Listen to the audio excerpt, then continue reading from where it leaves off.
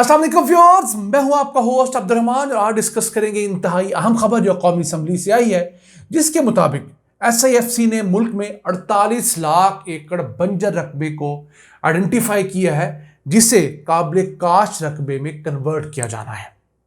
अब ये 48 लाख एकड़ बंजर रकबा पंजाब के कुल ज़रई रकबे का 22% बनता है, यानी कि इतना बड़ा एरिया है जितना पंजाब के अंदर नहरी निज़ाम के जरिए इस वक्त काश किया जा रहा है।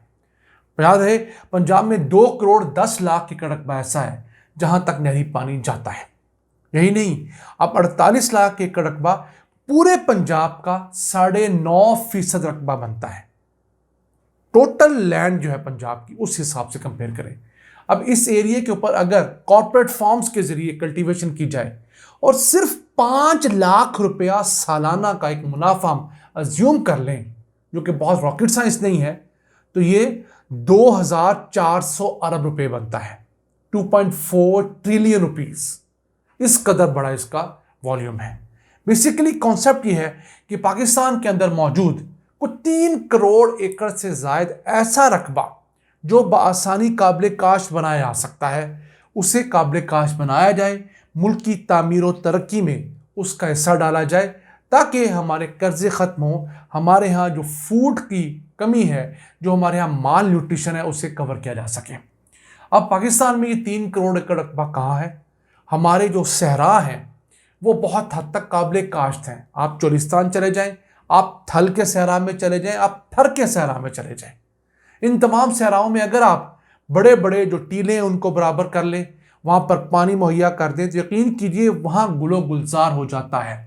पाकिस्तान की कई NGOs और सरकारी इदारे ये तजर्बे ऑलरेडी कामयाबी से कर चुके हैं।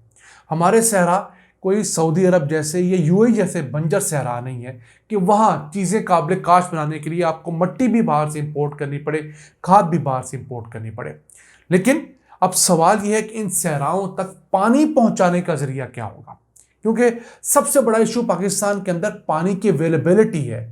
अगर हम कोई नया रिजर्वायर बना लेते हैं, कोई बड़ा डैम बना लेते हैं और उस डैम से इन सहराओं के अंदर मौजूद जो ज़मीन है उसको पानी मुहैया करते हैं, तो फिर तो बात समझ आती है। लेकिन अब पाकिस्तान में कोई नया रिजर्वायर बनने में 8-10 साल का औसत टाइम लगता है। याद रहे, भाषा डैम 2019 में शुरू हुआ था, उसने जाकर 2028-29 में मुकम्मल होना है। दरमियाने दर्जे का डैम भी पाकिस्तान के अंदर 5-6 साल से पहले मुकम्मल नहीं होता। अब मोहम्मद डैम की मिसाल ले लें, 2019 में शुरू हुआ था, 2026 में जाकर उसकी कंप्लीशन डेट है। तो इन हालात के अंदर अगर हम लैंड पहले डेवलप कर लेंगे तो फिर हम पानी कहाँ से लेके आएंगे? पानी तो ऑलरेडी हमारे सिस्टम में कम है। दुनिया भर में ज़मीन की कमियाबी इशू नहीं हुआ करता। दुनिया में पानी एक ऐसी चीज़ है जिसकी अवेलेबिलिटी ये चीज़ इंश्योर करती है कि वहाँ पर कितनी कल्टीवेशन हो।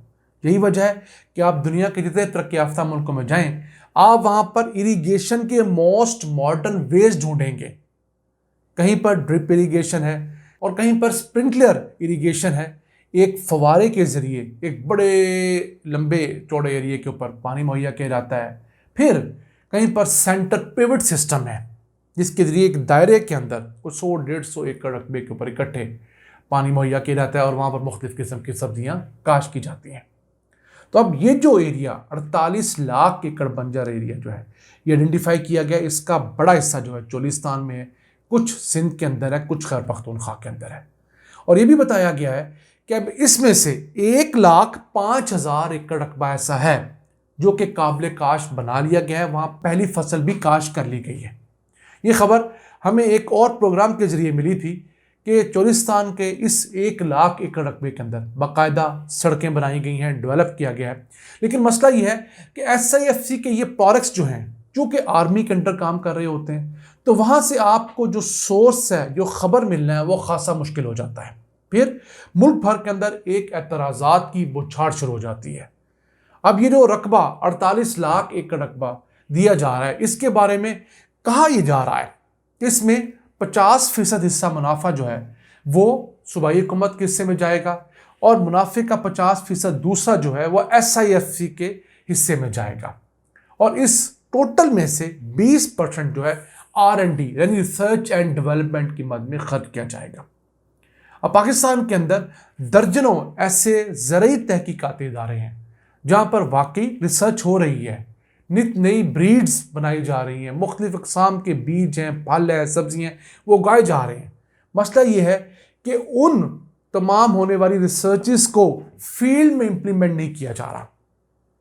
आप अयूब रिसर्च इंस्टीट्यूट चले जाएं फैसलाबाद, आप हैरान हो जाएंगे किस किस तरह का शानदार काम उन्होंने किया हुआ है। मसला ये है कि उनके ज़िम्मे सिर्फ अच्छी क्वालिटी का बीज प्रोड्यूस करना है, कोई इस तरह की चीज़ प्रोड्यूस करना है, उससे इम्प्लीमेंट इस इदारे ने करना है। वो महकमा ज़राअत का एक्सटेंशन डिपार्टमेंट है और उसका अल्लाह ही हाफिज़ है। जिस हद तक उसकी परफॉर्मेंस है हमारे ज़रूरी भाई जो है वो जान सकते हैं, किसान भाई इस चीज़ को अच्छी तरीके से बता सकते हैं।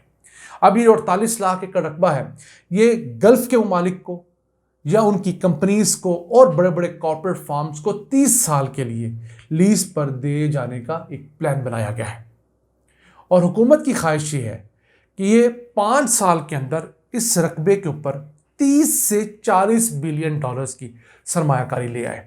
वैसे मैं ज़ाती तौर पे इसमें से 10% भी आ जाए तो बहुत बड़ा मार्का समझूंगा इन हालात में कि पाकिस्तान के अंदर सालाना आने वाली टोटल फॉरेन डायरेक्ट इन्वेस्टमेंट जो है वो 1.5 से 2 बिलियन डॉलर्स के दरमियान रहती है।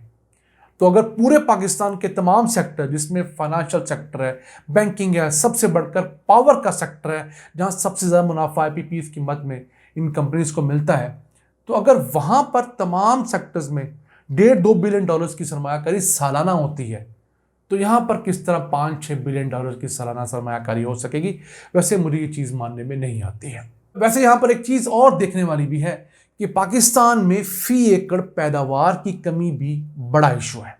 हम गंदम दुनिया के औसत से कम उगाते हैं, इवन हम इंडिया से कम औसत में गंदम उगाते हैं। हम चावल, हम कपास, हम गन्ना, तमाम चीज़ों की औसत से कम उगा रहे हैं और इसकी वजूहात क्या हैं? इसकी वजूहात हमारे बीज के अंदर मौजूद हैं, हमारा नाक़िस पेस्टिसाइड है, हमारी फार्मिंग प्रैक्टिसेस हैं और हुकूमत की तरफ से कोई ज़राअत को ख़ास लिफ्ट ना करवाना भी है। तो इन तमाम मामलात के होते हुए अगर आप एक तरफ कॉर्पोरेट फॉर्म्स खड़े कर देंगे तो ये कॉर्पोरेट फॉर्म्स आपकी मुल्क की मईशत के लिए बहुत बड़ा ख़तरा भी हो सकते हैं। क्यों? उन लोगों ने कम पैसों के ज़रिए, हुकूमत की फुल सपोर्ट के ज़रिए अपनी चीज़ें प्रोड्यूस करनी है। तो अगर ये कॉर्पोरेट फॉर्म फिलहाल 48 लाख एकड़ रकबे पर बने हैं तो ये आपके 1 करोड़ एकड़ रकबे के किसानों को डायरेक्टली या इनडायरेक्टली ज़रूर हर्ट करेंगे। अब उसको अपनी इस तरह इंश्योर करवाएंगे, ये चीज़ें SIFC को देखनी चाहिए। वो किस तरह? इसी तरह है कि किसी एक इलाके के अंदर एक बहुत बड़ा डिपार्टमेंटल स्टोर खुल जाए तो उस इलाके में मौजूद छोटी छोटी करियाने की और जनरल स्टोर्स की दुकानों की बिक्री वो कम हो जाती है। वो तमाम जो छोटे छोटे इदारे हैं वो नुकसान में जाने लगते हैं। अब एक शख्स जो है वो 5-7-10 लाख रुपए से अपने घर का रोज़ी रोटी का मामला चला रहा है, छोटी सी दुकान है, उसका सर्कल चला हुआ है। जब उसकी सेल्स 30-40-50% गिर जाएंगी, उस इलाके के लोग डिपार्टमेंटल स्टोर में जाएंगे, वहाँ पर AC लगा, वहाँ पर नित रंग बिरंगी चीज़ें उनको अवेलेबल होंगी, तो इस बेचारे का जो सिस्टम वो तबाह हो जाएगा। इसीलिए दुनिया भर में कॉर्पोरेट फार्म्स को जो है पसंद नहीं किया था। हाँ, यहाँ पर पैदा होने वाली ज़रूरी अजनास अगर ट्रांसपेरेंसी के साथ दुनिया तक पहुँचाई जाती हैं, जो कि खासा मुश्किल काम है पाकिस्तान के अंदर होते हुए, तो फिर इससे कोई वायबल ऑप्शन ज़रूर कंसीडर किया जा सकता है। नाज़रीन, ये था आज का एपिसोड। हमें उम्मीद है आपको पसंद आया होगा। अपनी सजेशंस, अपनी आरा से हमें आगाह रखा करें। अपने मेज़बान अब्दुल रहमान को इजाज़त दीजिए। अल्लाह ने के मान।